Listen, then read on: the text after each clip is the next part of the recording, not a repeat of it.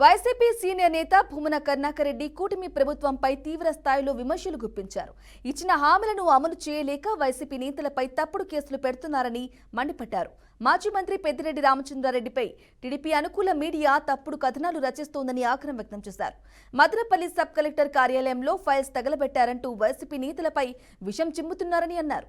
అధికారంలో ఉన్న కూటమి విచారణ చేయకుండా మాటలకి పరిమితమవుతున్నారని, తప్పు జరిగిందని భావిస్తే విచారణ చేయండి అంటూ ప్రభుత్వాన్ని సూటిగా ప్రశ్నించారు.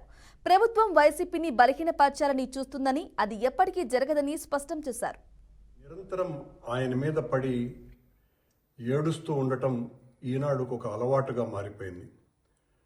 దాదాపు 22,500 ఎకరాలని క్రమబద్ధీకరణ విషయంలో, డీపట్టా ఫ్రీహోల్డ్ విషయంలో క్రమబద్ధీకరణ చేశారని, దీనికి తక్కువ ధరలకు ముందే కొని ఆ తర్వాత పెద్ద ఎత్తున లాభాలతో అమ్మారని ఆ వార్త పూర్తిగా తప్పుడు కథనం. దాని మీద ఉన్నటువంటి ఫైళ్లన్నీ కూడా మదనపల్లి ఆర్డీఓ ఆఫీసులో తగలబెట్టారని, ఆధారాలు లేకుండా చేశారని రామచంద్రారెడ్డి గారి పిఏ మునితుకారం, ఆయనకు అత్యంత సన్నిహితుడైనటువంటి మాధవరెడ్డి అనే వాళ్ళు ఇందులో కీలక పాత్ర పోషించారు.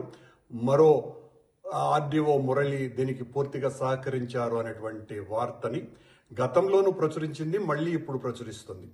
అందులోనూ కూడా ఏదో నివేదిక సమర్పించినారు అని చెబుతూనే మళ్ళీ ఇంతవరకు మునితుకారామును అమెరికా నుంచి రప్పించనే లేదు, మదనపల్లిలో ఉన్నటువంటి మాధవరెడ్డిని ఇంతవరకు విచారించనే లేదు అన్నటువంటి వార్త కూడా రాసింది. ఎందుకు విచారించలేదు మీరు? మరి అధికారం మీ దగ్గర ఉంది కదా, అధికారం మీ దగ్గర ఉండి కూడా మీరెందుకు విచారించేటువంటి ధైర్యం మీకు లేకపోయింది?